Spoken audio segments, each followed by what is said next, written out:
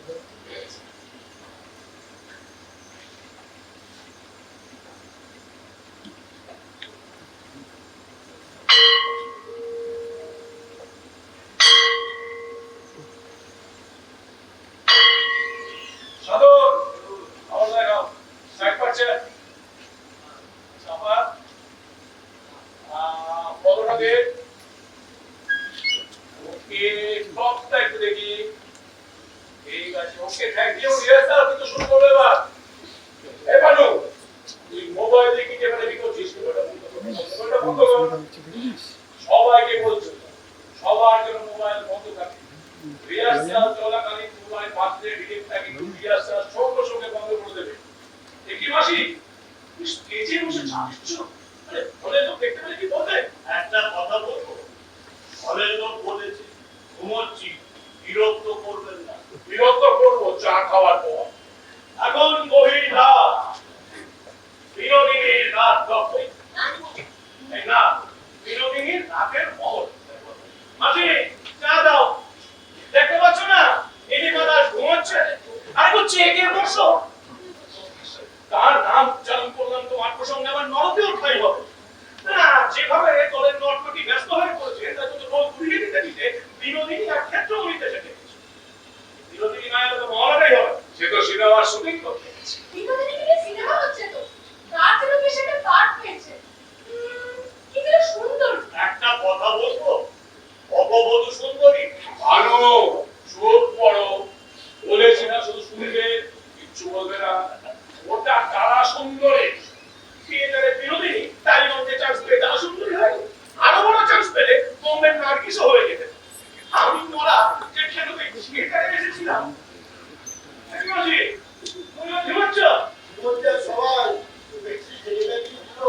সেই কলকাতায় মাইকেল মধ্যরাতে মেঘদার পথ লিখতে সেই কলকাতায় পুরোই পদত্যাগ করে রাত কোথায় ঘুমিয়ে পড়েছে। পদত্যাগের আগে কিন্তু লিখে গেছে আমি রই। পাদুরি ছিটকে গিয়ে কোথায় পড়লো কেউ জানলো না কিছু। আমরা সবাই তার পেরোলাম, আমরা সবাই ঘাড় নিচু মাথা নিচু। খাতা পেরোলাম, ইমিগ্রেশন খাতা, লঞ্চ পেরোলাম, তারপর ট্রেন পথ। কোন এক দেশে আমরা যাচ্ছিলাম। যত গেছি তত ছিঁড়ে ছিঁড়ে গেছে, যত গেছি তত ছিঁড়ে ছিঁড়ে গেছে। Right right thanks thanks. কারণ কারণ বলে তুমি কিন্তু অনেক পথই দেখিয়েছেন। পথিক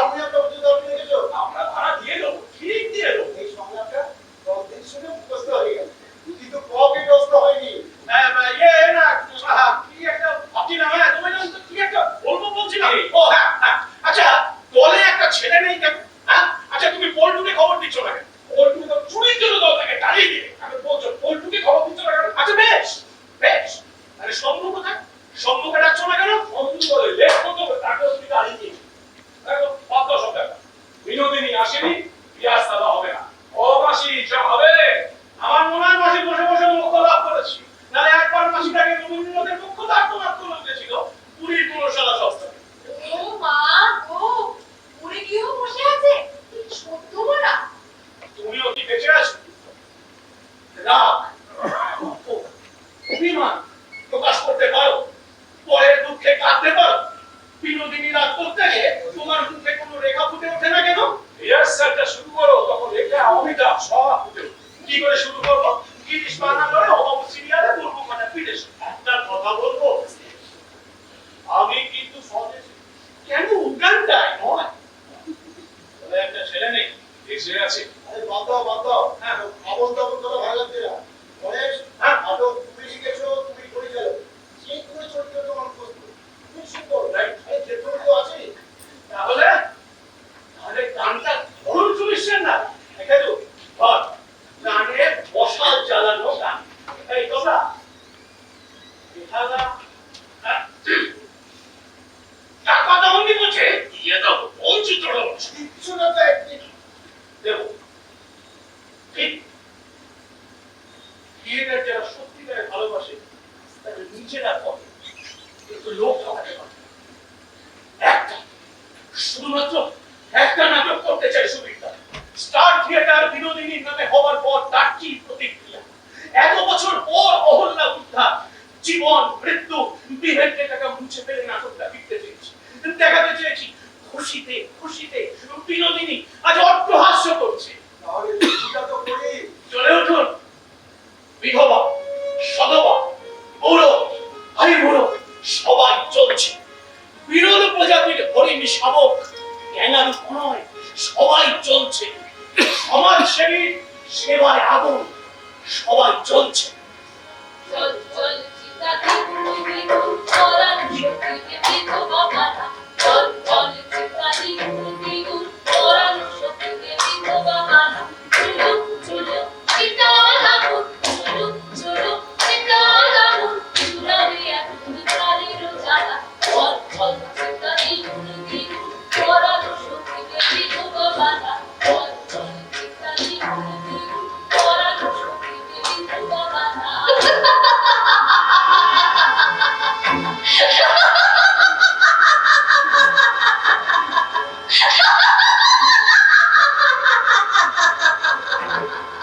কে হাসে এখানে তো বিনোদিনীর হাসি দেখেছি হাসি আছে বিনোদিনী নেই বিনোদিনী কই কোথায় বিনোদিনী ওই ওই বিনোদিনী কই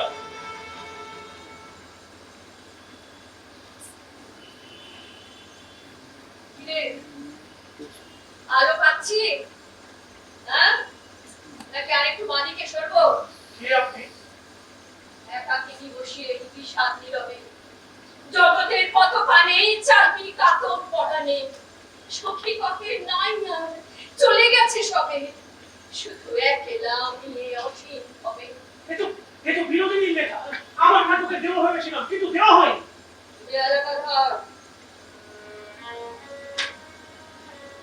তবে পীড়িত প্রাণ কি চাহে আবার কাতর নয়ন তুলে কি বা দেখে ছাদে খুলে কি আছে আশা তৃষা কি ভুলে নেশা বাসনা বন্ধন তেজে সাধ্য আছে কার বাসনা বন্ধন তেজে সাধ্য আছে কার Flower of the native stage Binodini আপনায় আপনায় করে তিলোত্তমা আশা সূর্যমুখী কুন্দ মনোরমা কিংবদন্তি বিনোদিনী দাসী নই দেবী আজ আর হীনমন্যতা নেই আমার কথা লিখতে লিখতে দাসীর মাথা হেট বিনয় যখন স্পর্ধায় নেয় মাথা তোলবার ঝুঁকি ঠিক তখনই পুরুষোত্তম গিরিশ বাবু আর সে বইয়ের ভূমিকা লিখতে আগ্রহ দেখায় আজ তো সব পার হয়ে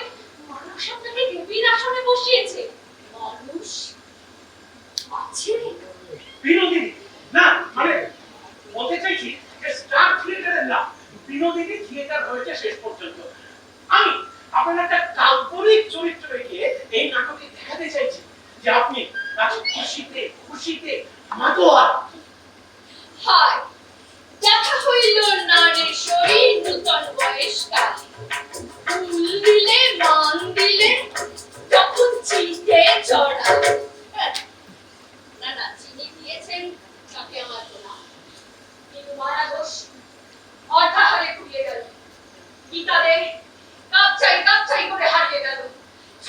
জীবনে ছন্দ নেই, বাসন্তীর জীবনে গল্প নেই, এ তো আমি চাইনি। তাদের অণু পরমাণুতে যে আমি, তারা জ্বললে আমিও তো জ্বলছি। ধরো না কাঁটা ধরো, চল চল চিতাদি গুরুজি পরানো শক্তিতে বিধবা বাধা, চল চল চিতাদি গুরুজি পরানো শক্তিতে বিধবা বাধা, চলুক চলুক চিতারা হুন, চলুক চলুক চিতারা হুন, চুলাবে এক চিতালির জ্বালা, চল চল চিতাদি গুরুজি পরানো শক্তিতে বিধবা বাধা, চল চল চিতাদি গুরুজি পরানো শক্তিতে বিধবা বাধা।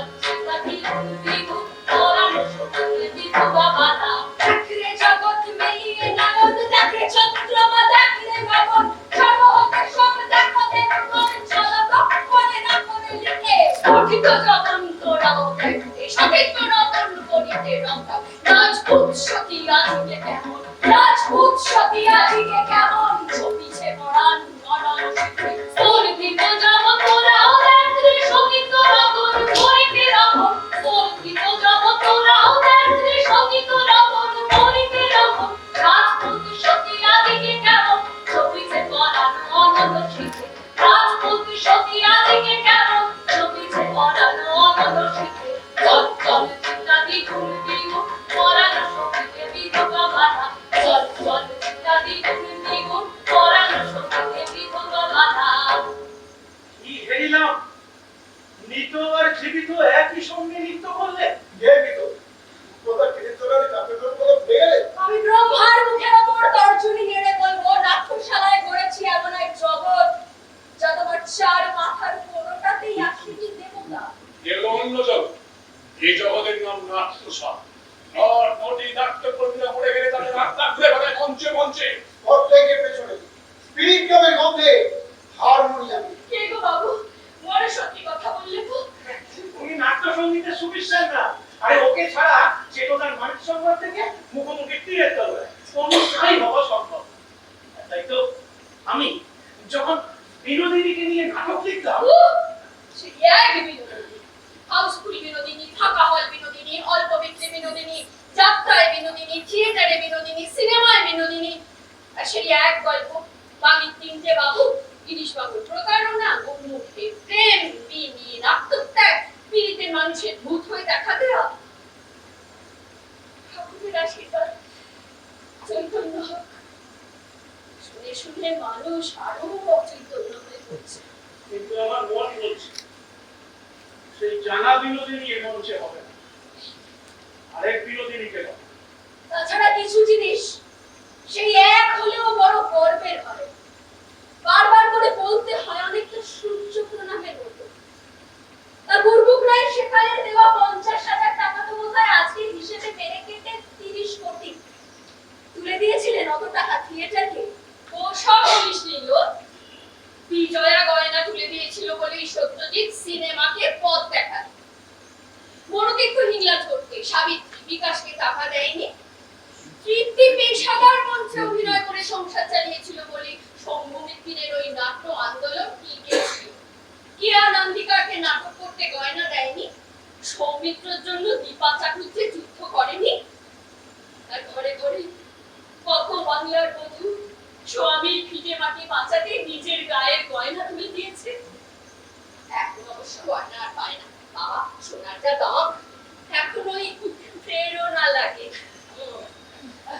ধরো না গো, কাঁটা ধরো, চলছে আদিম রিপু, তাই চলছে তাঁতের শাড়ি, পুড়ছে, এমন পুড়ছে, রিপু করা যাচ্ছে না, রিপু করা যাচ্ছে না, রিপু করা যাচ্ছে না, রিপু করা যাচ্ছে না, রিপু করা যাচ্ছে না, রিপু করা যাচ্ছে না, রিপু করা যাচ্ছে না। চিতাদি গুরুদি পরানো শক্তিতে বিধবা বাধা, চল কিন্তু মুকুন্দ দাস সবিতা আপনি বড় বিব্রত হবেন যখন স্রষ্টা রবীন্দ্রনাথ ঠাকুর। রবীন্দ্রনাথ? আগে হ্যাঁ, এটি রবীন্দ্রনাথের লেখা গান, ইনফ্যাক্ট তার জীবনের লেখা প্রথম গান। তার দাদা জ্যোতিরিন্দ্রনাথ রাজপুত পটভূমিকায় নাটক লিখেছিলেন সরোজিনী। তাই জোড়াসাঁকোয় বসে যখন রবিবাবুর জ্যোতি দাদা নাটক পাঠ করছে, তখন ঠিক এই আত্মবিসর্জনের জায়গাটায় হঠাৎ পাশের ঘর থেকে রবি এসে দাঁড়ালেন তার সামনে। হ্যাঁ, কতই না বয়স তখন রবিবাবু। জ্যোতি ঠাকুরের সবচেয়ে ছোট ভাই তো, ওই 13-14 হবে, আমারই বয়সী। বল শুনি, বল, ঠিকই বলছিস, বল। বললে জ্যোতি দাদা, নাটকের এই অংশের সংলাপ ভালো লাগছে না, একখানা গানের ভারী দরকার। জ্যোতি দাদা বললে আর গান লিখতে পারছি না, মাথায় আসছে না। কিশোর রবি তখন বললে, জ্যোতি দাদা আমি লিখবো। জ্যোতি দাদা বললেন, তুই গান লিখবি? তাহলে এইবার রবি লিখলেন, জল জল চিতা দ্বিগুণ দ্বিগুণ পরানো ছবিতে বিধবা বালা। মুগ্ধ হয়ে শুরু করলেন কে না, জ্যোতিরিন্দ্রনাথ ঠাকুর। আচ্ছা, এই জ্যোতিরিন্দ্রনাথের সঙ্গে তো আপনার একটা সম্পর্ক। হ্যাঁ গো বাবা, আমার সঙ্গে সব্বার সম্পর্ক। একটু মনে করে দেখো তো, তোমার সঙ্গে ছিল কিনা? ছি ছি, কি যে বলে। একটা কথা বলবো, আপনার সঙ্গে ওনার এই নাটকে একটা খুব রাখবো ভাবছি। আপনি কি চুপ করে বসতে পারেননি? বসুন এসে। সরি, আমার অপরাধ মার্জনা করবেন। তোমার আর দোষ নেই। ওই যে জ্যোতি ঠাকুরের স্ত্রী কাদম্বরী দেবী, আহ কতটুকু বয়সী আত্মঘাতী হলেন। বরের পকেটে নাকি অন্য মেয়ে মানুষের প্রেম পত্র লিখে, তার তলায় একটা নীল লেখা ছিল। ব্যাস, আর যাই কোথায়। জ্যোতি ঠাকুরের লেখা নাটকে বিনোদিনী অভিনয় করত। ঠাকুর বাড়ির মধ্যে একমাত্র জ্যোতি ঠাকুরই বিনোদিনীর অভিনয়ের অনুরাগী ছিলেন। ফলে যত দোষ নন্দ ঘোষ। কিন্তু তখন যে জ্যোতি ঠাকুরের আশেপাশে তার বড় প্রধান সমেত অনেকেরই নামের মধ্যে একটা করে নি ছিল, সে কথা কেউ বলবে না। পয়সা দিয়ে ঘ্যাংটা দিয়ে সে মামলা চাপতে ব্রাহ্মদেবের ঠাকুরের মান গেল না। শুধু এই লোকের ছিটকে এলো নষ্ট বিনোদিনী। কি অদ্ভুত না? এই রবীন্দ্রনাথই তার বিখ্যাত উপন্যাসের সেই বিতর্কিত উদ্ভিন্ন যৌবনা বিধবাটির নাম রাখলেন কি? বিনোদিনী। তাই আমি বললাম সকলের চোখের বালি। আচ্ছা, বিনোদিনীর নাম শুনলেই তার পুরুষ সঙ্গীতের নাম জানার কৌতূহলটা সেই কবে থেকে চলে আসছে না? তোমার শেষ জীবনের রূপমান চরিত্রিকার বিখ্যাত সেই সাংবাদিক যেন নাম কালিশ মুখুজ্জে। সেই কালিশ মুখুজ্জে তোমায় একবার প্রশ্ন করেছিলেন না, তোমার জীবনের প্রথম প্রেম কে? ডক্টর রাধা গোবিন্দ কর। এই আর্চিকর। আর্চিকর? আবার আর্চিকর? আরে বাবা, ডাক্তার আর্চিকর, রাধা আর গোবিন্দর জি আর পদবী কর। হ্যাঁ, জানি, তিনি অভিনয় করতেন। অবিনাশকরের ভাই। দুই ভাই গিরিশ বাবুর ভক্ত ছিলেন। তো রাধা গোবিন্দের সঙ্গে আমার দেখা হয়েছিল গ্রেট ন্যাশনাল। সেখানে অবশ্য তখন গিরিশ বাবু ছিলেন না। ওই ভুবন নিয়োগী গঙ্গাধারের বাড়িতে বিয়ের সেটেল। তেলুগ ছোট্ট ফুটফুটে মেয়ে চুমকি, ভালো নাম বিনোদিনী। টুনি আর ফুলের মাঝামাঝি অবস্থা তখন। আমার প্রতিষ্ঠাটাকে ধর্মদাস শোনাতে মানে হিমশিম খেয়ে যেতেন। যুবতীর কোনো চিহ্নই তো তখনো শরীরে ফুটে ওঠেনি। ধর্মদাস বাবু বলতেন, তোকে কামারশালে নিয়ে গিয়ে পিটিয়ে আনতে হবে। কিন্তু সাজিয়ে গুছিয়ে যখন আনতেন, তখন সে বিনোদিনীকে দেখে চোখ ফেরাতে পারত না রাধা গোবিন্দ। তার লাজুক দৃষ্টিতে থাকতো স্বর্গের মুক্ততা। সে বিনোদিনীর চোখে ভালো লাগায় নাটক হয়ে আসত। মুখে যেন সত্য করে গোলাপি আঁখি হইল। কোথায় বলে আমি একটু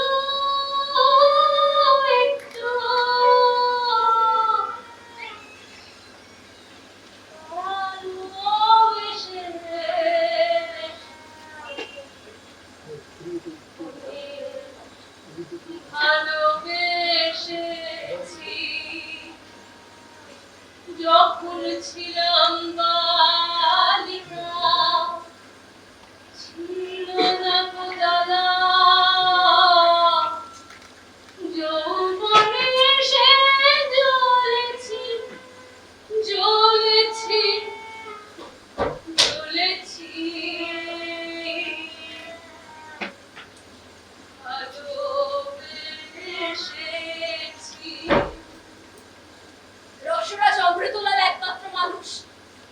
যিনি ভেবেছিলেন তথাকথিত বারাঙ্গনাদের বিয়ে দেবেন।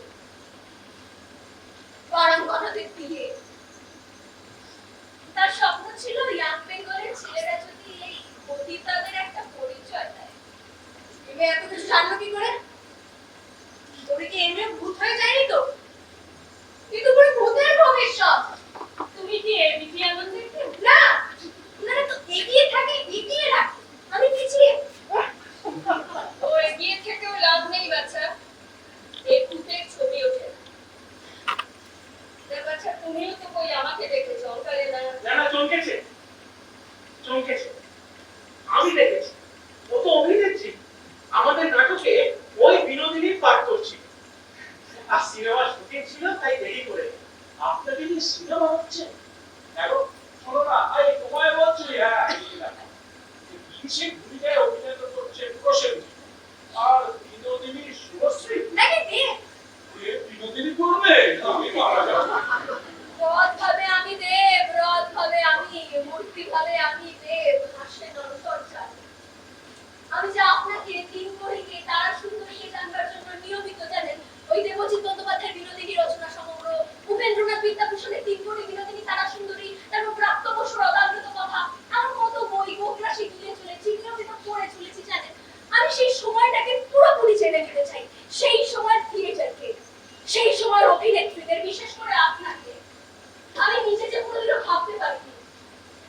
আপনি বলুন না, কেউ কি ভাবতে পারে চোখের সামনে আপনার দেখা পেয়ে যাবেন? আপনার, আমি ছবি দেখি না জানতে পেরেছিলাম আপনি কত সুন্দরী, আর তুমি সে তো সবাই জানে। এখন বই পড়ে বুঝতে পেরেছি আপনি কত বড় লেখিকা ছিলেন, কি মাপের অভিনেত্রী ছিলেন। এমন অভিনেত্রী যার অভিনয় দেখে সেকালের অত বড় পণ্ডিত শম্ভুনাথ বন্দ্যোপাধ্যায় তার রিজন রাইট পত্রিকায় লিখে দিলেন, she is not only the moon of Star Company but absolutely at the head of her profession in India. She must be a woman of considerable culture to be able to show such unaffected sympathy with so many and various characters and such capacity of reproducing them.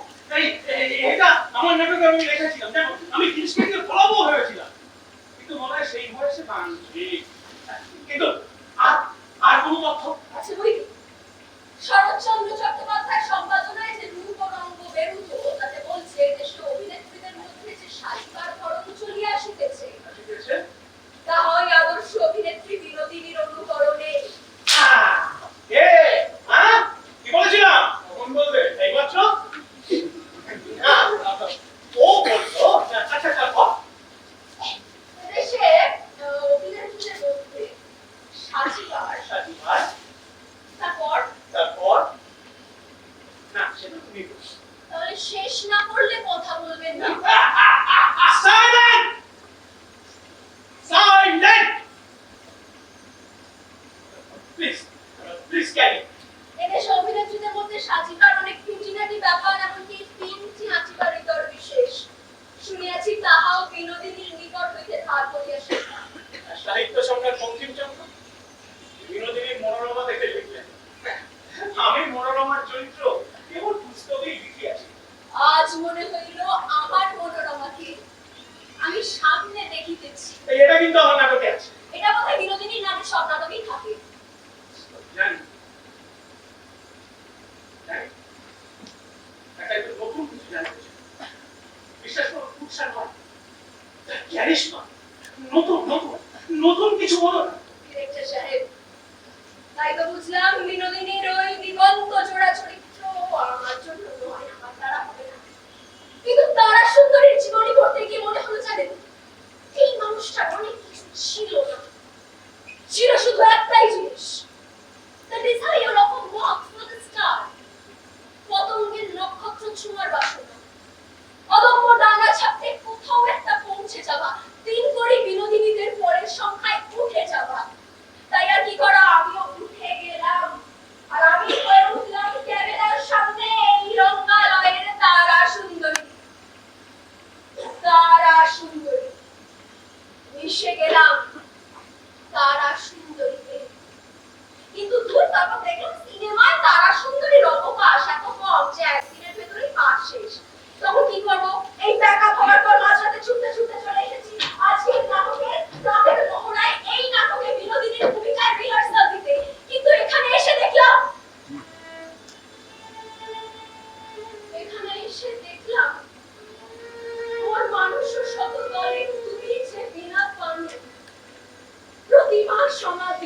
কবিতা, তুমি যে মোর কবিতা। সকাল বেলা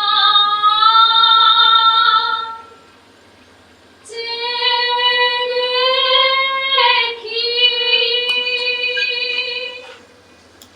দাঁড়িয়ে আছো তুমি কি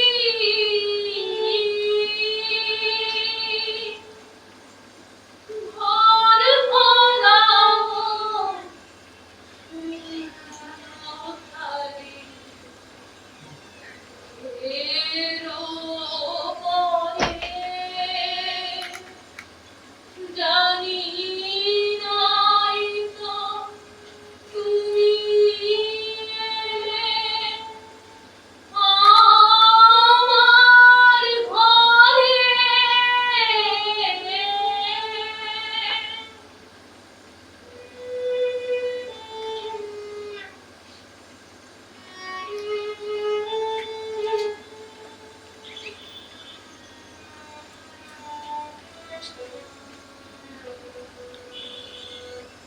বেশ,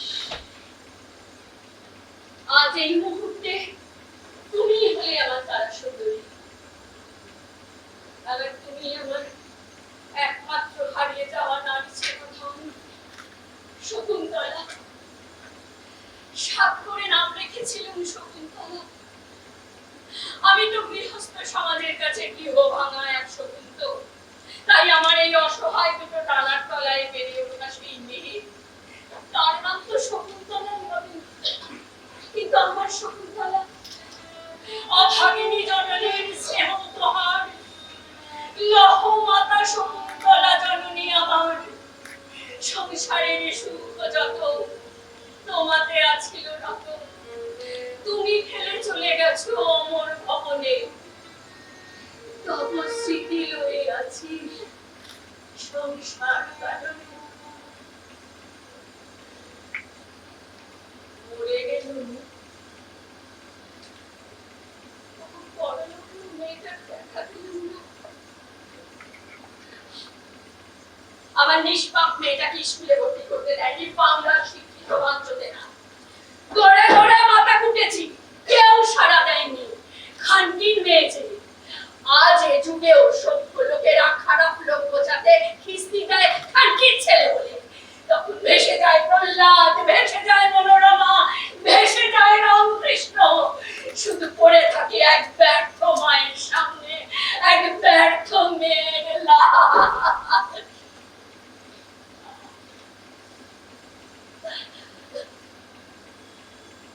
জানেন আপনারা, যাত্রা জগতের এক প্রখ্যাত নর, শুনেছি দত্ত সাহেবের প্রিয় ছাত্র, ভালোবেসে বিয়ে করেছিল কোটানকোট পতিতাকে। সে যেন কৃষ্ণ কলি। মেঘলা দিনে দেখেছিলেন মাঠে ওই কালো মেঘ, কালো নীল চোখ। তাই বটে, তা সে কৃষ্ণকলি যাত্রায় অভিনয় করে নিজের জীবনটা বদলাতে চেয়েছিল। মাথার পরে দেয়নি তুলে বাস, লজ্জা পাবার পায়নি অবকাশ। তার আগেই সে চোখে দেখে নিয়েছিল সেই নর, তার সর্বনাশ। 70 দশক, মুক্তির দশক, 70 মুক্তি মুক্তি, 70 মুক্তি, সেই 70 দশক। তখন উত্থাত যত শাখার শিখরে রণের পুরাণ উচ্চ, বড় বড় যৌথ খাবারের বড় বড় স্বপ্ন, লাখ লাখ মানুষের প্রতিবাদের পলাশ লাল প্রতিশ্রুতি, কত জেহাদ, কত জিন্দাবাদ, কত আশা, কত স্বপ্ন, কত স্বপ্ন ভঙ্গ। হ্যাঁ, স্বপ্ন ভঙ্গ নিজ ছড়ের নয়, সেই কৃষ্ণকলি ঘটে গিয়েছিল, যার প্রতিবাদে নেমে আসেনি কোনো চাঁদের কাস্তে। আস্তে আস্তে আস্তে আস্তে বিয়ে হয়ে গিয়েছিল সেই কৃষ্ণকলি তার প্রাণের প্রেমের প্রিয় নগের সঙ্গে। হয়েছিল সুখের প্রেমের সংসার, ছোট টুকরো বাচ্চা মেয়ে হয়েছিল। তারপর কি হয়েছিল? কি হয়েছিল? এই নাগরিক সমাজ আর ওই সোনাগাছির দালালেরা মিলে সেই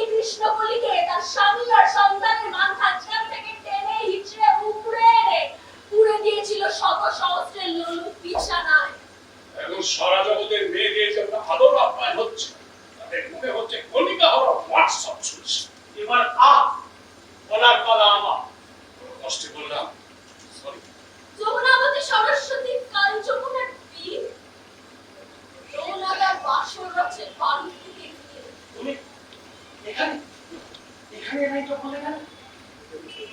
এমনি চলতে যমুনাবতী সরস্বতী গিয়েছে পথ দিয়ে এই গিরিশ ঘোষ, এই শঙ্খ ঘোষ, তোমার নাটক তো পুরো বদলে যাচ্ছে গণেশ। কতগুলো লেয়ার আসছে নাটকে, বুঝতে পারছো? আমার দর্শক বুঝতে পারলেই হলো। এত ভাবছেন কেন বলুন তো?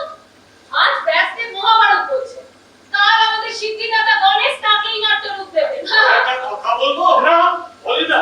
ও ওনাকে স্বর্গ থেকে রোজ কি আনতে যাবে এই অভিনয় করানোর জন্য? উই, আচ্ছা, এসব মাল ঢোকাও কেন? বাবা, আমার কি বলবো? আচ্ছা, তুমি তাহলে এখন কি রূপে? বলছি তুমি এখন কি রূপে? হ্যাঁ?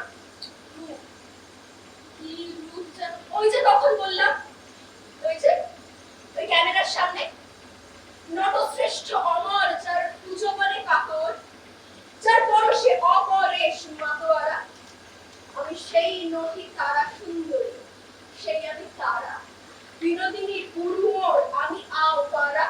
আগুন আগুন আগুন সংলাপ, আগুন সংলাপ, just like a fire. Yes, yes. আমার এই নাটকে আগুনই থিম মিউজিক। সুবিধা প্লিজ আরেকবার শুনতে হবে। রবীন্দ্রনাথের লেখা আগুন, প্লিজ।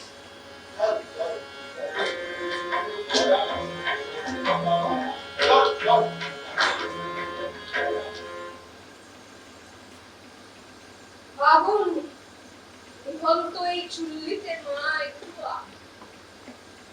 আগুন থিম মিউজিক Yes. রবীন্দ্রনাথের লেখা আগুন না? হ্যাঁ। ও, তা রবি ঠাকুরের স্টক চাঁদে শূন্যতা কাক্ষর করায় প্রতিরোধ কি মরণ কেবল, আগুন সে কি সুখী পোড়ায়। একলা রাতের অন্ধকারে আমি চাই পথের আলো, আগুন জ্বালো,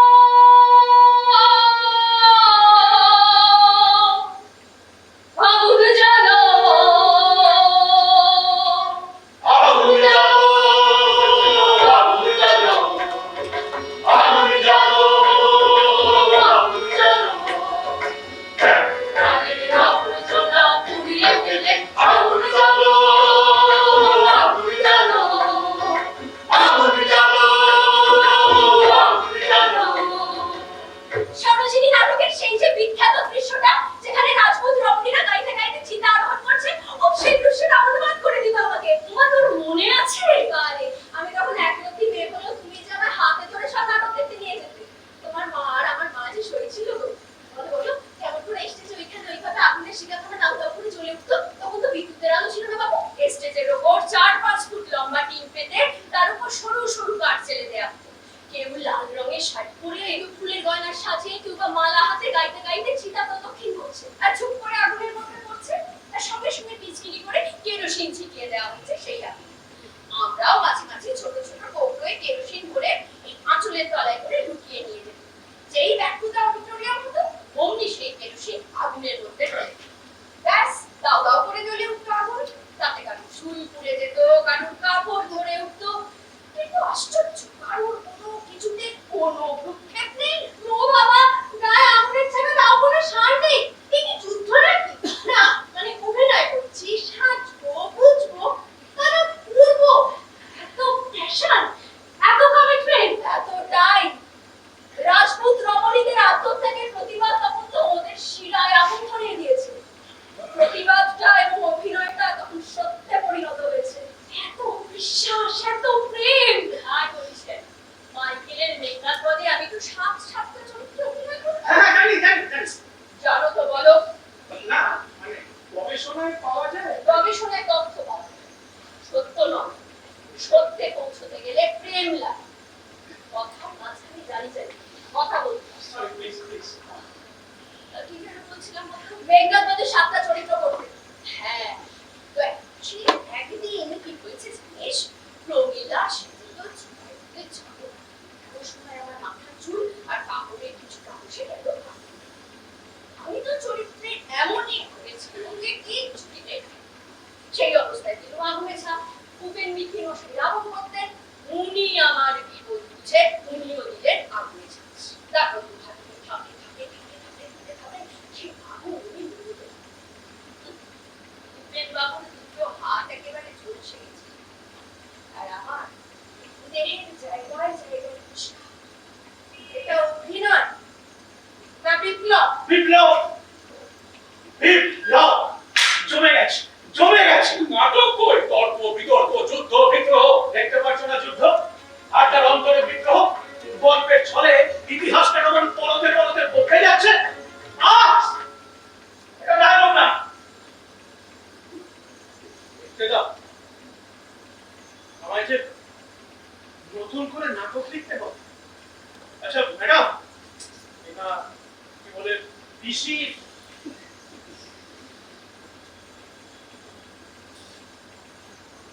মা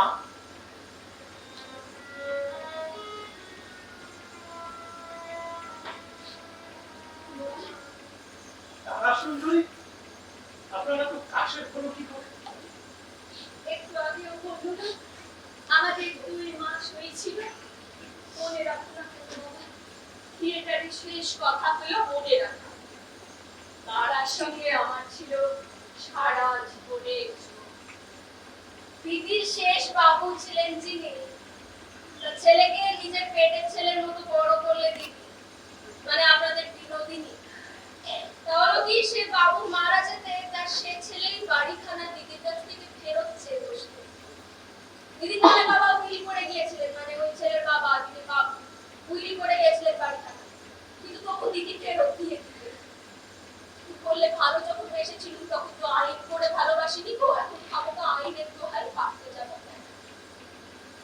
তারপর কুড়িয়ে বাড়িয়ে কোনো রকমে এই এসটা ধীরে পাশে এখানে ছোট মতো বাড়ি দিদি কিনলে কিন্তু বাবু আমার যখন ওই কিঞ্চিত নাম ডাক হলো আর আমিও সব দেখে শুনে খুঁজে পেতে দিদির পাশের বাড়িখানাতেই কেউ কি বলবো এমন করে বলছে দেখো ওই পুরো সত্যিকারের তারা একে বলে ইম্প্রোভাইজেশন ইনজেকশন আরেকবার ফুক কাটলে ওটা ফুটিয়ে অভিনেত্রী না একটা কথা বলবো আমি না অনেক ইনজেকশন নিয়েছি তোমাকে না আর অনেক ইনজেকশন দেবো এটাকে থামাও তুমি বসবি বসবি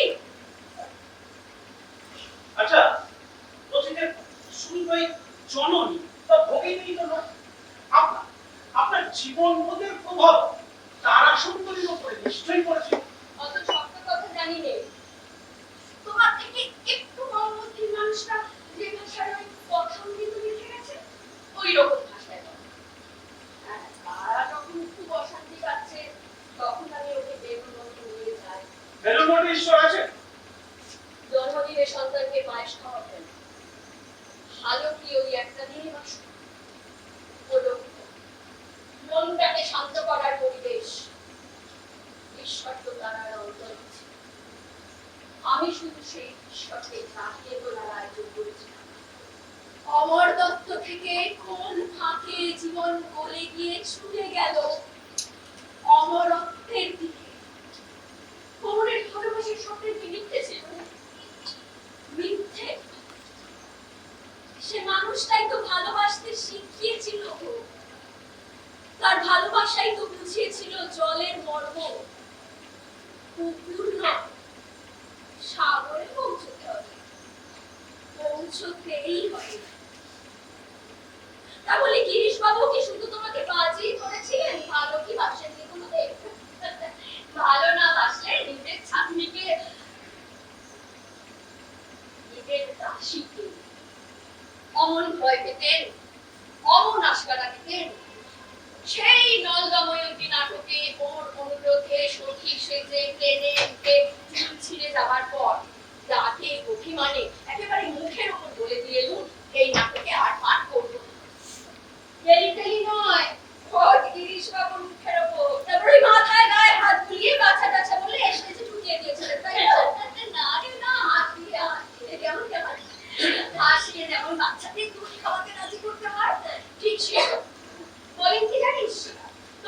কাছে চুরি গেছে বলে তুই কাঁদছিস? বিলেতের অভিনেত্রীদের মধ্যে অনেকেই না ন্যাড়া, সব পর চুলো পড়ে। তাদের যে হাসিতে মুক্ত ছড়ে সেই কাঁদনাটি তারা বাড়িতে গিয়ে ফুটে রেখে দেয়। একজন অভিনেত্রী আচ্ছা মেয়ে মাকে চুল দাঁত সব তুলে রাখতে দেখে মায়ের নাক ধরে টানাটানি করছিল। সেটাও ফিরিয়ে রাখা যাবে। ব্যাপারখানা একবার বলছি, আর কি করে থাকা যায় বল? এসে একেবারে গড়িয়ে পড়লো, তুমি হাত ধরে টেনে নিয়ে গিয়ে স্টেজে তুলে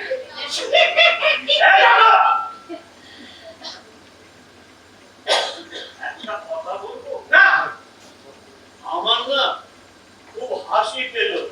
চেপে রাখো, নাহলে গলা টিপে যাবে। আচ্ছা, এই যে মেঘনাথ হয়তো 7টা চলেছে, আবার 7 রকমের মেকআপ শুনেছি আপনি নাকি অসাধারণ মেকআপ করতেন। শুধু নিজের নয়, অমৃত মিত্র থেকে ভুলিবাবু পর্যন্ত বিনোদ মেকআপ না করলে চলতোই না। বাড়ি থিয়েটার করছি, আর থিয়েটারে সবকিছু শিখতে হবে না। তবে মাস্টারমশাই বলতেন, তোমাদের কাউকে না হলেও আমার থিয়েটার চলবে, কিন্তু বিনোদকে ছাড়া চলবে না। প্রতারণা করেছিলেন ঠিক, ভালোবাসতেন। আসলে সম্পর্কটার কি নাম দেবেন কোথায় ভেবে পেতেন না। একদিন সে কথা স্বীকারও করেছিলেন। কত বড় মানুষটা বসে পড়েছিলেন মাটিতে আমার পায়ের কাছে। স্বীকার করেছিলেন গিরিশচন্দ্র ঘোষ তোমার কাছে স্বীকার করেছিলেন দিদি। কিভাবে স্বীকার করেছিলেন গো, বলো না আমাকে একবার।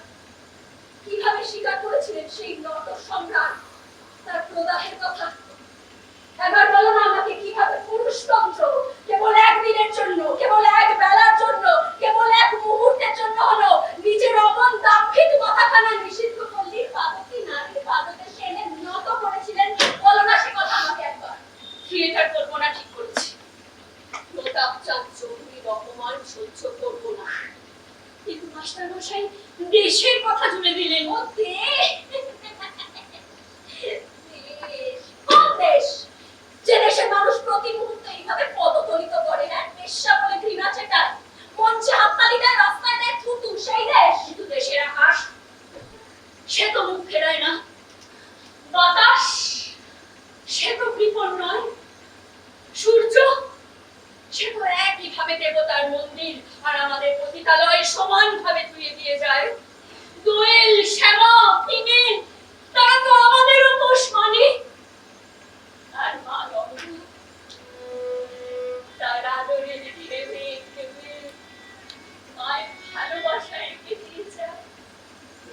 কোথায় ফিরে ও মা, কোথায় ফিরে শ্যামলে কবি কলম কলবি প্রাণী তুষার তরঙ্গ কে মা, কোথায় ফিরে ও মা, কোথায় ফিরে নগরে তীর্থ হইল তব চুম্বি চরণ যুগমাই। কত নর নারী ধন্য হইল মা, তব শরীরে অপকারী। কিছু জননী ভারতবর্ষে কত শত যুগ যুগ বাহি, হরিশুর শ্যামল কত মধু প্রান্তর, হরিশুর শ্যামল কত মধু প্রান্তর, শীতল তরঙ্গে মা, কোথায় ফিরে ও মা, কোথায় ফিরে। কত নব নগরী তীর্থ হইল তব চুম্বি চরণ যুগমাই। কত নর নারী ধন্য হইল মা, তব শরীরে অবগাহী। সেই তো আমাদের মা গঙ্গা। গঙ্গা পদ্মায় তো কোনো বিভেদ করে না,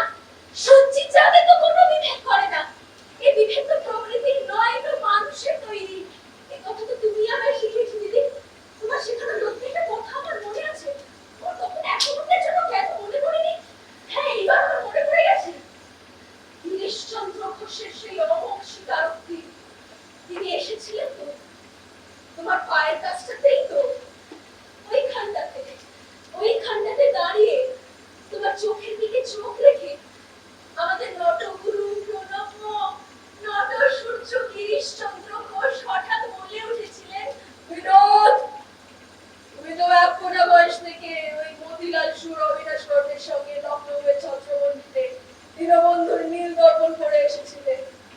মনে নেই স্টেজের উপর বেলবাবুকে মারতে ছুটে গিয়েছিল সাহেবরা? এসব ভাববি না বিনি।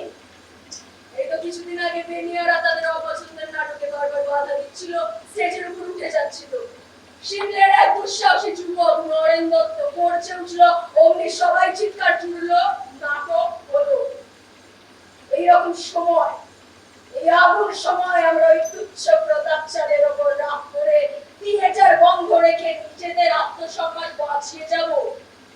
তার দেশের সম্মান উদ্ধারের জন্য নিজের সম্মান নদীতে করে বিনোদ। আমি মন্ত্রমুগ্ধের মতো বলেছিলাম, আপনি যা বলবেন আমি তাই করব।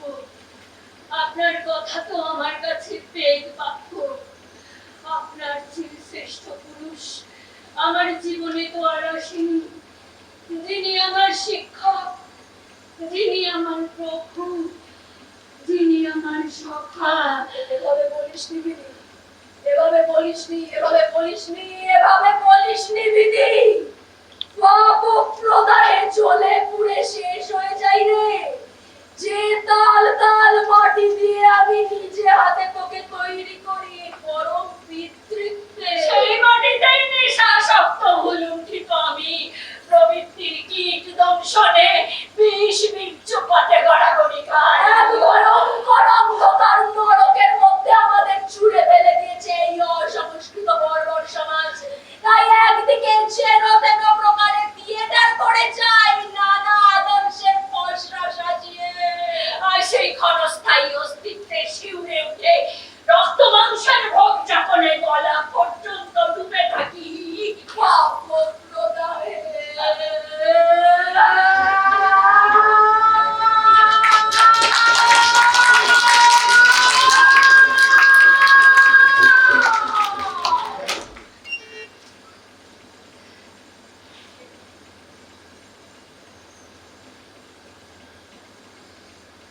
দিদি, ও দিদি, তারপর তারপর কি হয়েছিল জানো? তারপর টলতে টলতে ইংরেজি থেকে উঠে চলে যাবার সময় মুখ ফেরালেন আমার দিকে, বললেন, "হ্যাঁ, এত ফাঁকিবাজিতে যার শুরু, সে থিয়েটারের ভিত কোনোদিনও শক্ত বানাবো?" My fault is past. But oh, what form of prayer can serve my turn? But oh, what form of prayer can serve my turn? হ্যামলেটের রাজা ক্লডিয়াস, পাপ প্রদাহ,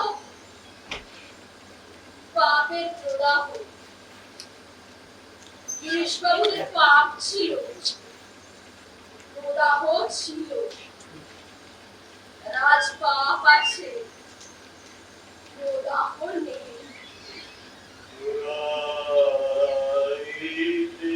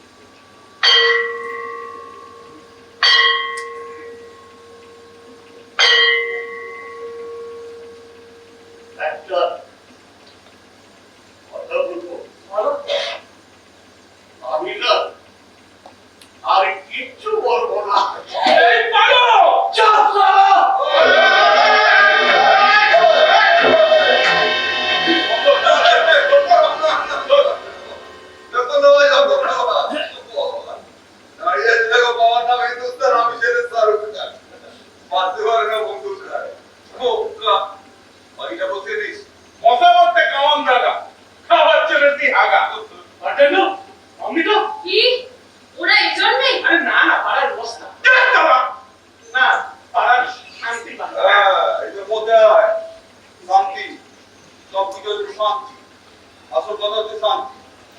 তোমার অ্যাক্টর শান্তির মতো ছিল এই শান্তি শান্তি যা তবে শান্তিপূর্ণ হয়ে করো তোমার খাটো খুঁজো রেখে শান্তিপূর্ণ হয়ে করো কোনো অসুবিধা নেই। আমি কি বলে কি তো বুকে দাঁড়িয়ে আছি বল আমি কি বলে বল কি বলেছে কি বলেছে কি বলেছে হ্যাঁ গান্ধীজি বলেছে সিংহমশাই মাংস যদি চাও রাজবংশ হিংসা বলে যায় সবসময় হিংসা বলে যায় রাজবংশ হ্যাঁ কি এটা মাগিতে চটকা চুক্তি চলছে তুমি বলতে বুঝাচ্ছো আগাড়াচ্ছো না কিন্তু মানে তোমার কিন্তু জায়গা মতো থাকার কথা না ভাবুন এরাই নাটকের ফাটক পাল আপনার নাটক বুঝি চটি যাবার রাতে বসতে পারে সকাল বসতে ভিতরে ডায়লগ মেরে হ্যাঁ আপনি বসতে হলেন সকালে বসতে হইতো না ये बोली ना वो सिखा लो है ठीक से नहीं प्लीज बहुत सी मुद्दा की है क्या है लो वो करो ना तो वाह सर डायलॉग दिए जो है कि वो लो प्रतिभा है कि प्रतिभा चेहरा है जो मेरा सॉन्ग ना पंच डायलॉग कर मांगो ना बंद है चल এখানে নাটকের মহড়া হচ্ছে দস্তুর মতো ভাড়া দিয়ে পারমিশন নিয়ে তবে করছি এই গুরু বয়গে পারমিশন নিয়ে लाभी सर এই হরিগোষ্ঠীকে মস্তির না মারা ছেড়ে নাকি চলা খবর কি করছে আসলে এখানে কি করছে রমা শুনুন আমরা ছোটখাটো কাজ করি উনি আমাদের নাটকের সুযোগ দিয়েছে আপনাদের টাকা খালি কি মনে দিয়েছে গো ওই আমরা জায়গা মতো দিয়ে দেবো মামনি বুঝলেন বুঝলেন এনারাই নাকি আমার সব নারী সমিতির লোক বেশিস আমি ঠিক করেছি সমিতি কোথায় গেল চুপচাপ এই না ওই কি জন্য এখানে বানানো হয়েছিল কি জন্য মাগি দেখছিলে হ্যাঁ কি জন্য বানানো হয়েছিল হ্যাঁ হ্যাঁ সারা কেন না তো ফোন না ফোন বল এই ফোনটা নিয়ে বানানো হয়েছিল তো বলা হয়নি তো আমি ঠিক করেছি আচ্ছা গমসা এটার নাম করে সমিতি আমাদের সমিতির পাটা সমিতি করার চেষ্টা চলছে সমিতি কলকাতার সমিতি ভুলে যাবো আজব শহর বলতে নারী বাড়ি চুরি গাড়ি পিছে আর পিছে হ্যাঁ দিল্লি আশা চুরি সোনার পেনের ক্যান্টার ক্যান্টির কাঁচা বাড়ি ভদ্রভাগ্যে কলকাতা হ্যাঁ ভদ্রভাগ্যে কলকাতা হ্যাঁ ভদ্রভাগ্যে কলকাতা এই কিস্তি করবে না বাপুরেরা কালী সিংহের কুতুম পেঁচার নকশা থেকে বলছিল নকশা করে এসব কথা বলবেন না অস্থির কথা এবং আমি বলিও না সহ্য করতে পারি না কি তাই তো এটা বই তো আমার থিয়েটার স্বামী রামকৃষ্ণ ছিল এই থিয়েটার পলা কান বলেন না কান বলে গে এই অত নারী আয় না তখন কি হচ্ছিল আমার সঙ্গে কমে দেওয়া হচ্ছে বুঝতে পারছি না ভাই কিছু একটা হচ্ছে কি আর হচ্ছে বড় টপিক পেয়েছিস বিরোধীদেরকে নিয়ে কোন ন্যাংরা হচ্ছে সেটা বস্তা না বিনোদিনী বস্তা না তোর পরে অত বড় দোকান চোখে পড়ে না চোখে কি নাড়া হয়েছে গোষ্ঠী তোর গোষ্ঠী নোটি এই বাসা আর নাটকে আছি জাতি আমি কিছু কম জানি না এই যে সাউন্ড দিয়াটা সিনেমা করলো ওই দেবী চৌধুরী হ্যাঁ তাহলে গা কম কি দাঁড়াবে বাবা এর কি নিতার বাড়ি মাথা কোন দিবে দিতা আর কি কাপি নিতে জিবা দেখুন আমি কিন্তু আপনাদের সাথে করে যাচ্ছে নাটক দিয়ে ঠেলি আরে এটা দিয়ে তো শুরুই হচ্ছে যে দৃশ্যটা দেখছিলেন সেখানে মহিলায় পুরুষ এবং মহিলায় মেয়েদের পাঠ হচ্ছে ওসব চুলগুলি কিচ্ছু হচ্ছে না নাটক হচ্ছে বেচে তো পাঠক আপনি কি জানেন মাইকেল মধুসূদন দত্তই প্রথম স্টেজের উপর নারীদের দিয়ে নারী চরিত্রে অভিনয় করানোর যে আধুনিক বিষয়টা আমাদের বাংলা থিয়েটারে এখন প্রথম যাকে বাদ দিন আগে পুরুষরাই নারী চরিত্রে অভিনয় করে থাকতেন সেটা বলতে হবে না ছোট মনি জানি কিছু বলবি সবাই হয়েছিল কাপড় হয়ে গেল কিছু হয়ে গেল হয়ে গেল আসলে যে মানে বিরাট সম্মান দিচ্ছে এত বড় মান তোমার থেকে এত বড় মিষ্টি প্যাক নতুনের নামে কিন্তু মাগিতে আবার মন্ত্রার পাঠ করলো তো নেবে পেছন থেকে ঘুরে আবার পালা না ওদিকে না উল্টো দিকে ও দেখুন একজন সাদা কালো পরিহিতা মহিলা দাঁড়িয়ে আছে না অন্য একজন উনি একসময় রঙ্গলয়ে প্রহ্লাদ এবং নিমাইগণের জুটি চরিত্রে পুরুষ চরিত্রে অভিনয় করে বিপুল খ্যাতি অর্জন করেছিলেন সে বিষয়ে আপনার জানার কথা নয় তবে আপনি ঠাকুর বাড়ির ইতিহাসটা নিয়ে একটু চর্চা করলে জানতে পারবেন কানন দেবী মহিলা শিল্পী মহল তৈরি করে নারীদের অন্য নারী বলে তো নিজে নিয়ে একটা শব্দ তখন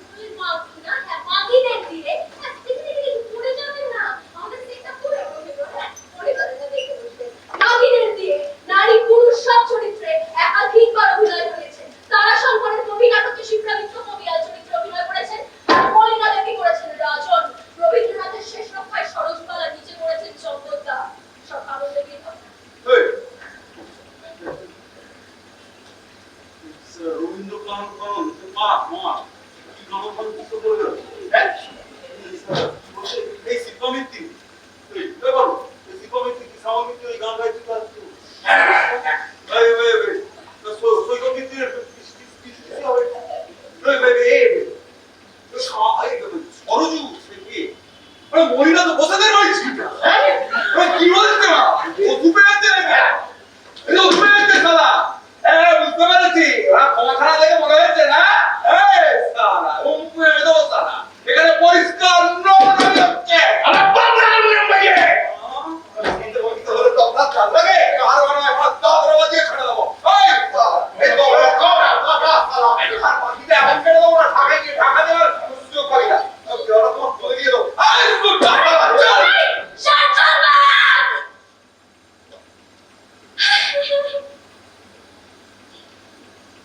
Gentlemen, you are welcome to Elsinore. Gentlemen, you are welcome to Elsinore. Your hands. So then, the appurtenance of welcome is fashion and ceremony. Let me comply with you in this garb, lest my extent to the players, which I tell you must show fairly outward, should more appear like entertainment than yours. You are welcome, you are welcome.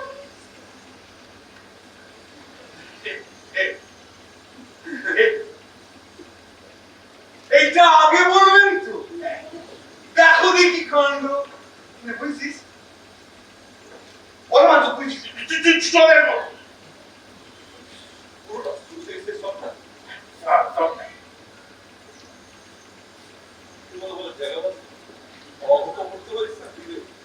আসলে কি হয়েছে জানি ছবি বলি আসলে কি হয়েছে মানে ওই আগে এত শক্ত ভাষায় শক্ত করে বলছিলেন না একটা কবিতা করছিল কিন্তু এমন সরল ভাষায় সরল করে বললেন পুরো ব্যাপারটা বুঝে গেলাম কি কি বলছে কি হচ্ছে হচ্ছে হচ্ছে গুরু হচ্ছে তোমরা ভাই বেলা ভাই কিছু মনে করো না করবো না রেখে দেবো এই যে হারমোনিয়াম দাদু হ্যাঁ দেখো তোমা সাদা তুমি বাপ ও বাবা ভুল করেছি আমার মানে আসলে না আমার একটা বিদ্যা ছিল তুমি শিল্পটা মানে তুমি একটা মানে কথা বলতে পারবে না স্যার বলছি তুমি মানে তুমি এবারে তুমি তো তুমি শিল্পপতি তুমি শিল্প চালিয়ে যাও কেউ ডিস্টার্ব করবে না স্যার ছোটমণি কেউ ডিস্টার্ব করলে বলবেন আমার নাম আপনার বুঝতে পার আপানো যদি তাহলে না কেন এটা তুমি তো এটা অতি এটা বর্তমানের এডুকেশন এখন আমাদের ভাই জানো না দেখি চল চল ওখানে না বন্দুকটা নিয়ে যাও না ওরা নাটকে লাগবে তো এই বলা এই না না না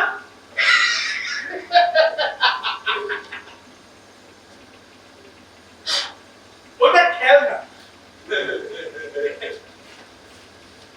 খেলা হবে ওই সেখানে তুমিও দর্শক আমিও দর্শক তুই টিভিতে আমি মাঠে তোমার হাতে কখনো আসল বন্ধু দেয়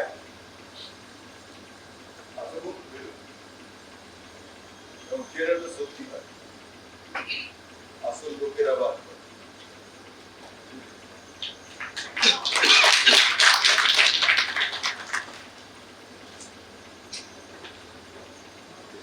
বলে গেল আসল বন্দুক বেড়ে বিয়েটা সত্যি হলে আসল লোকেরা বার করে আউটস্ট্যাপ সিং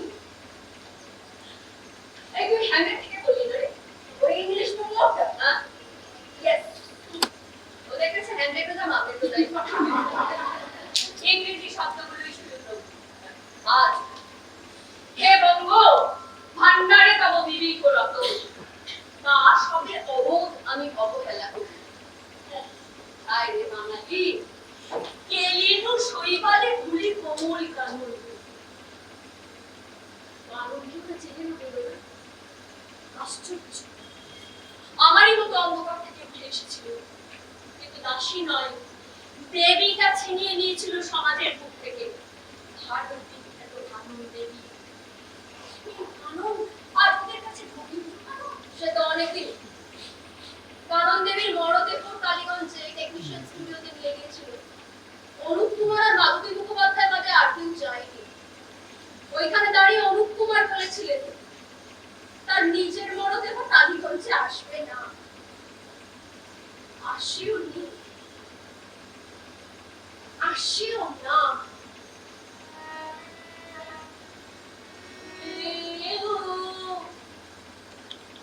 বলে না কেউ বলে অতীত দিনের স্মৃতি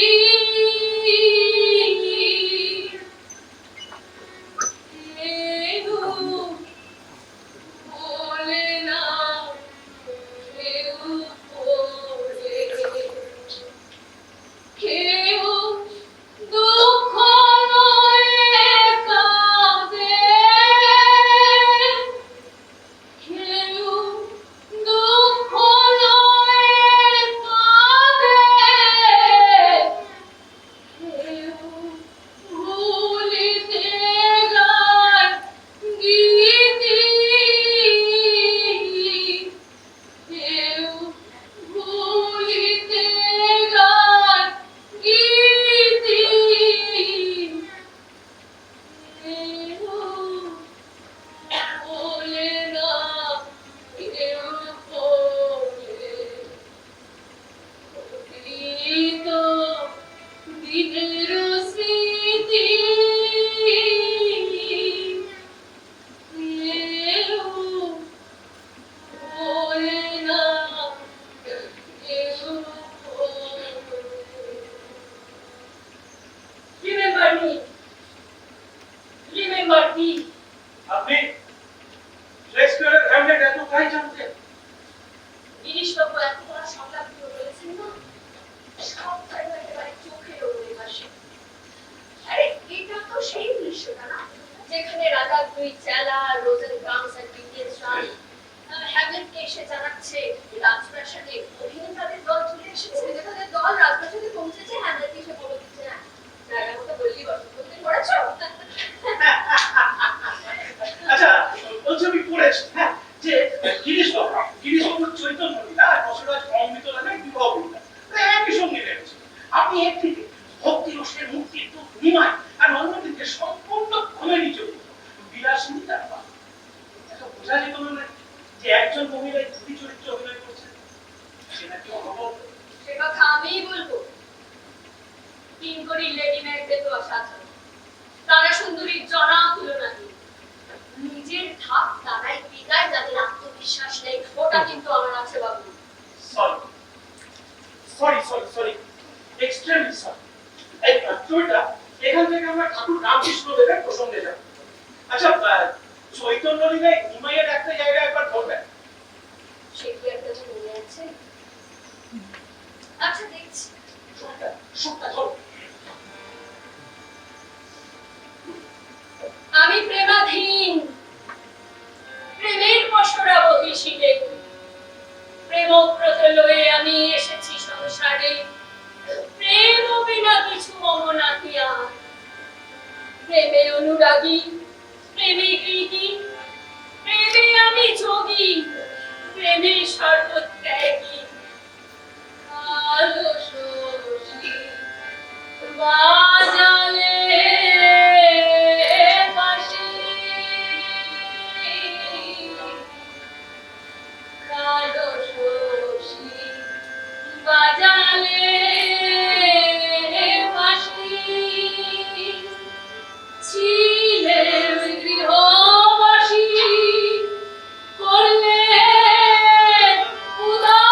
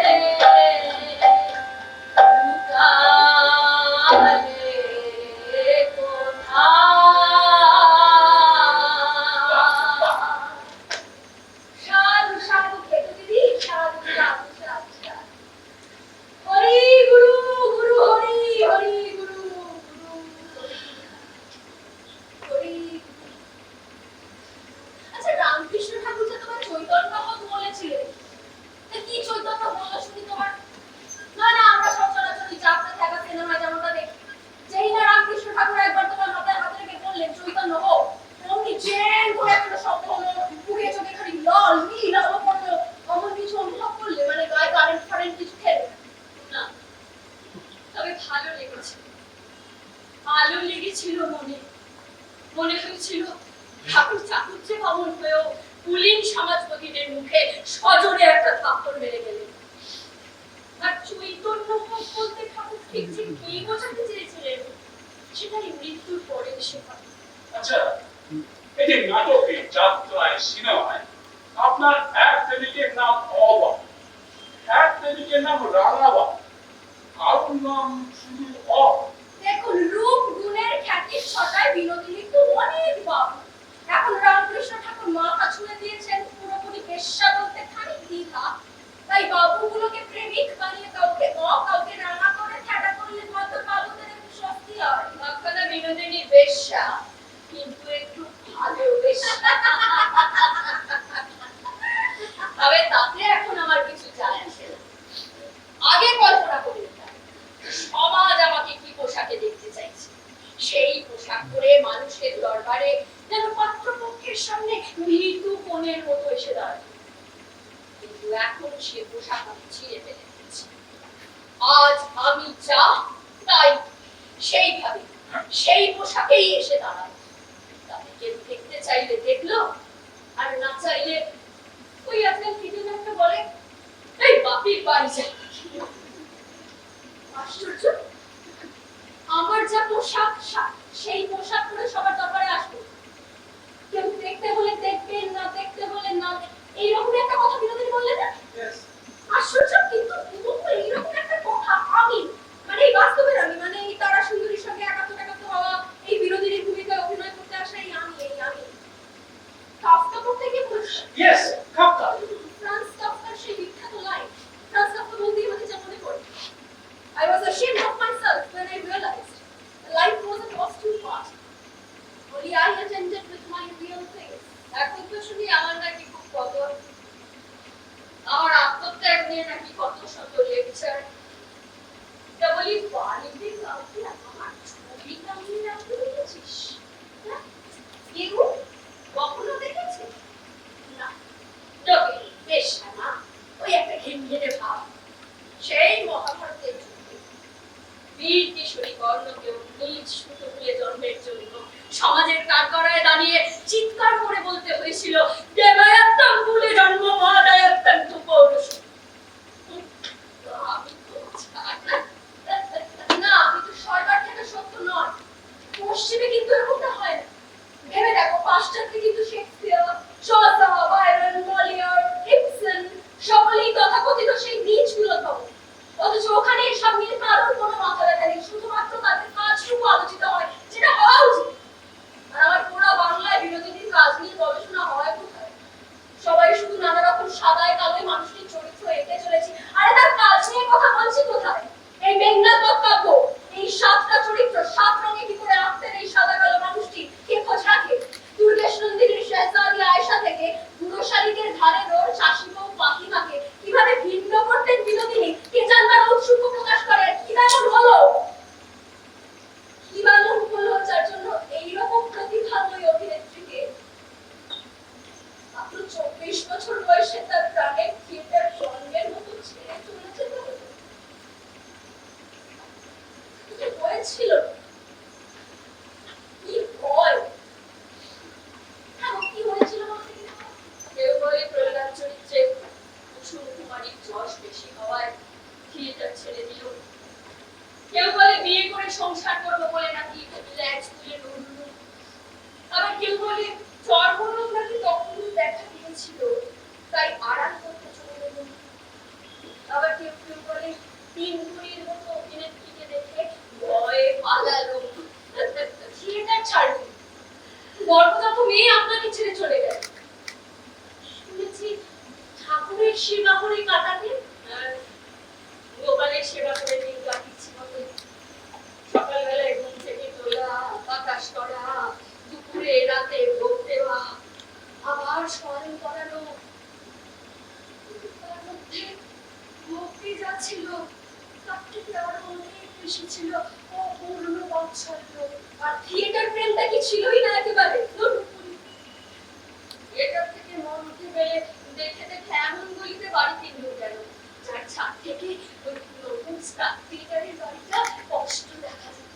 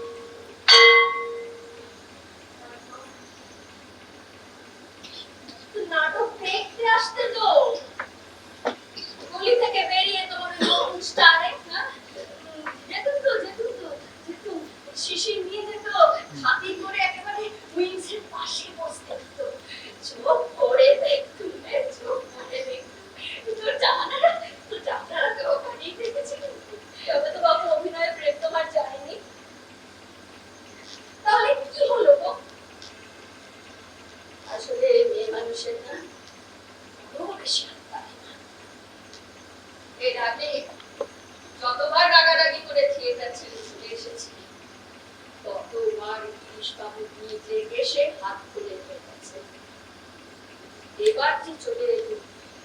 গিরিশবাবু আর এলেন না। শুনলাম হিরণবালাকে দিয়ে নাকি আমার সমস্ত চরিত্রগুলো উনি দিন রাত থেকে মিলিয়ে দিচ্ছেন। বুঝলেন, বিনোদিনীকে আর তার দরকার হলে বুঝি পিকেরই গড়িয়েছে তার শরীরে। উন্নত স্তন গিরিগৌরবের মধ্যে আমার আছে। থিয়েটারে অভিনয় বোঝার দর্শক যেমন আছে, তেমনি সহজ রক্ষা পরিকার যৌবন নিয়ে করে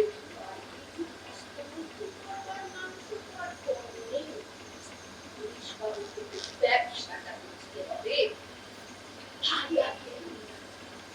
আমি সেকে ডাকলেও গিরিশবাবুরই ম্যাকবেথের সেই সংলাপটা বড়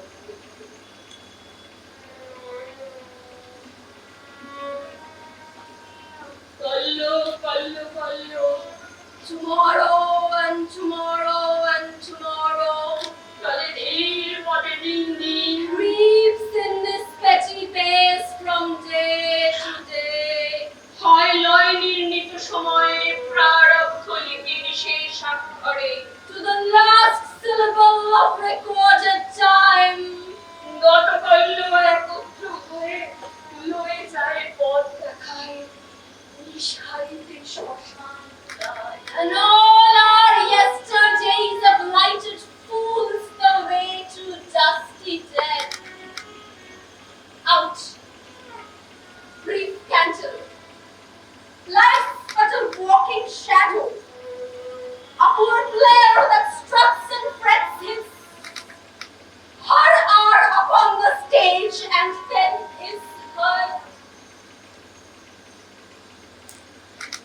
no more. ঠিক বললি তো? হ্যাঁ, তবে তোমার ইংরেজিটা বড় বেশি মার্কিনি বাবু।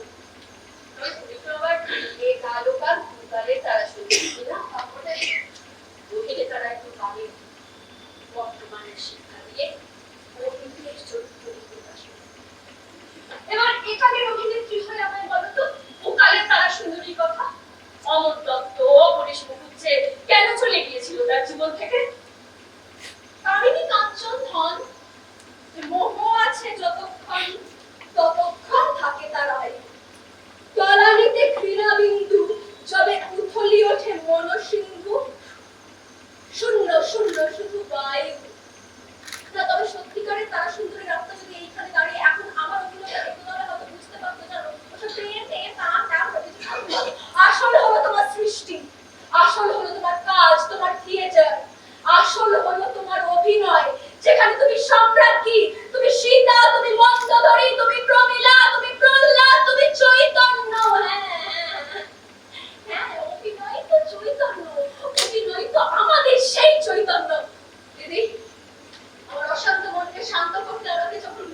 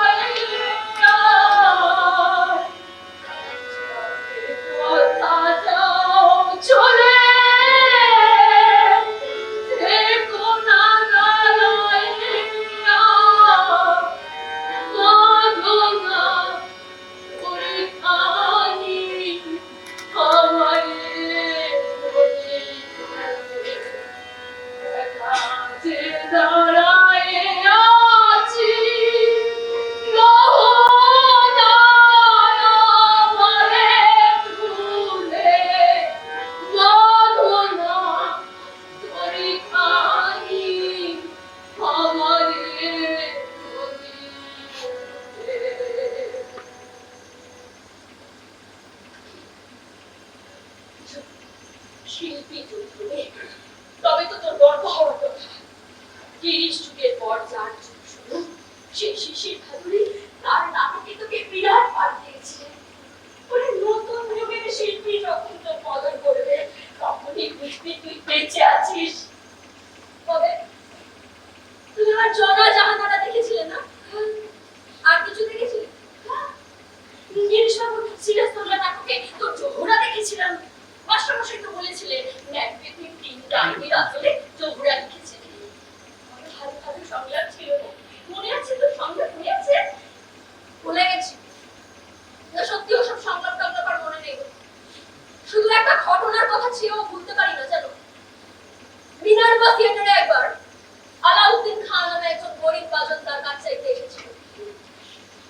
গিরিশচন্দ্র ঘোষ মহাশয় তার বাজনা শুনে তার নাম জিজ্ঞাসা করেন এবং তারপর বলেন, তোমার বাজনা আমার ভারী ভালো লেগেছে, আমার নাটকে কাজে দেবে, কিন্তু এই নামটা বাবা তোমার বলতে হবে।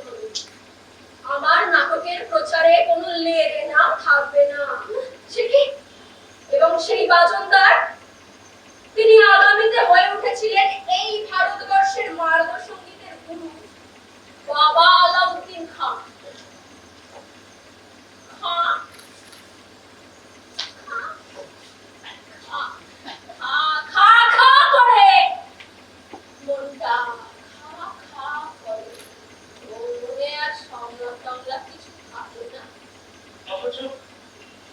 নাট্যকার গিরিশ ঘোষ কি পরম মমতায় মীর কাসিম সিরাজদৌল্লাকে নিয়ে নাটক লিখেছেন? ম্যানেজার গিরিশ ঘোষ বোধহয় কখনো ভেবেছিলেন ওই নামে কাউন্টারে প্রভাব পড়তে পারে। আমি জানি সেই ধ্বংসের দায় ভাগে আমরা দুজনে সমান অংশীদার। অপরে পাওনা আদায় করেছে আগে, আমাদের পরে দেনা শোধবার ভার। টাকা দিবে আর তাহলে ফল পাবে, মনস্তাপেও লাগবে না ওতে জোড়া।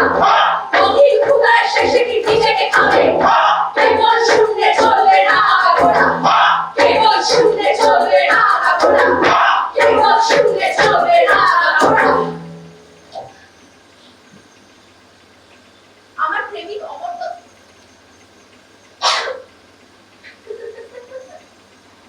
আমার প্রেমিক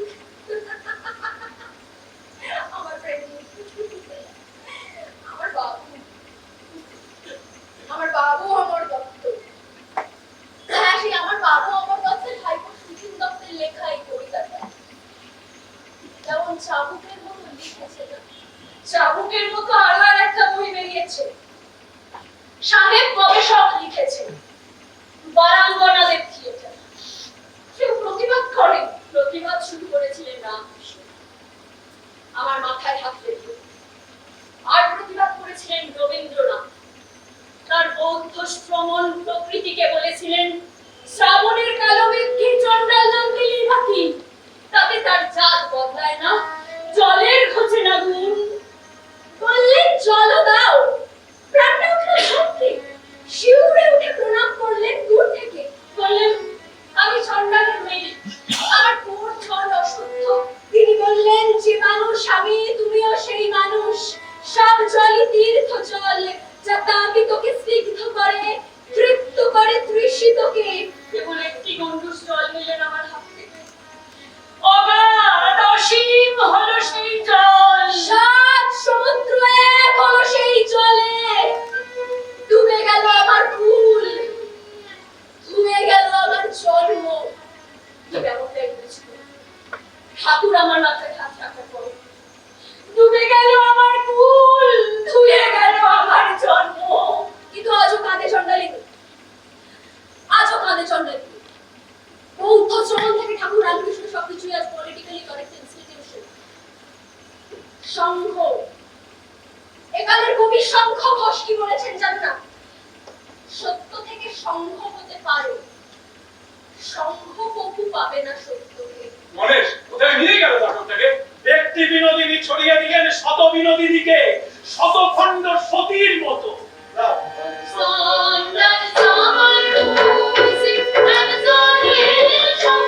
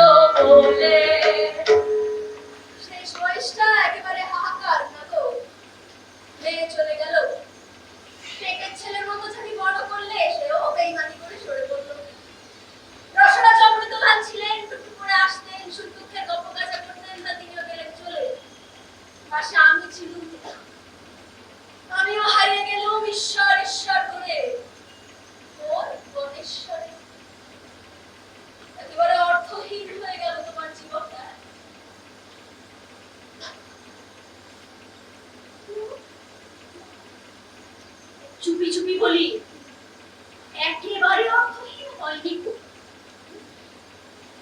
1908 সালের 11ই আগস্ট ক্ষুদিরামের ফাঁসি হলো। শনিবার বেলা 10টার পরে জজ কোর্টেতে লোক না ধরে ভাগো। বন্দে মাতরম! হলো বিরামে দীপ জ্বালান মা ক্ষুদিরামের ফাঁসি। বন্দে মাতরম! তার বিদায় দে মা, ঘুরে আসি। বন্দে মাতরম! একে একে দেশের ছেলেরা শহীদ হচ্ছে। রক্তে গর্জে উঠল মদনমোহনের দলমাদল কামান। শরীরে যৌবন থাকলে যে নিষ্ঠায় অভিনয় শিখেছি, সেই নিষ্ঠাতেই বন্দুক চালাতেও শিখতে হবে। বয়স চলে গেছে, হাতে পায়ে জোর নেই, চোখে সে জ্যোতি নেই, সে পাশে মেধা নেই। তাহলে কি আছে? কি আছে তাহলে? একটা একটা জিনিস শুধু আছে, আমাদের বলে যাওয়া সেই কথাটা, চৈতন্য হোক। কিসের চৈতন্য? এর ছোট আমিটাকে একটু বড় আমি করে তোলার চৈতন্য। আমার রক্তে কেমন যেন শিহরণ যাচ্ছে। এইবার কি করলে তুমি? ভাবলাম ছোট ছোট ছেলেরা নিজেদের সুখী ভবিষ্যৎ ভাসিয়ে দেশের স্বাধীনতার জন্য প্রাণ দিচ্ছে। রামবাগান সোনাগাছিতে কত বোন আমার স্বদেশীতে লুকিয়ে রাখছে নিজেদের জীবনের তোয়াক্কা না করে। আর আমি নিজের দুঃখে লুকিয়ে সাগরেকে সেই নোনা জলে চান করেই চলেছি। দেশের কপালরা মরছে আর আমি পাথরের কপালের সেবা করে চলেছি। আরো জোরে জোরে, আরো জোরে জোরে কানের কাছে বাজতে লাগলো, চৈতন্য হোক, চৈতন্য হোক, চৈতন্য হোক দেবা, চৈতন্য হোক। এই কি হলো? এই কি হলো? চৈতন্য হোক। কি হচ্ছে?